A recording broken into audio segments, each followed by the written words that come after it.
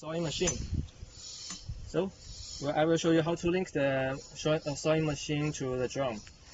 So you find the connector, and here you can see the stock. And 我要装这里，到这里来录。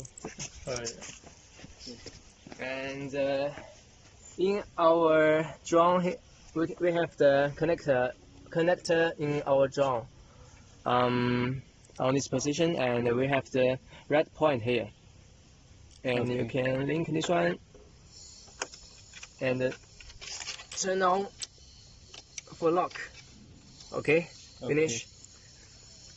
And this one you can change the cover for the button, and you can lock the screw to lock the sewing machine to the under the tank. Okay, and for this one, for SE, switch SE, and you can control the rotor.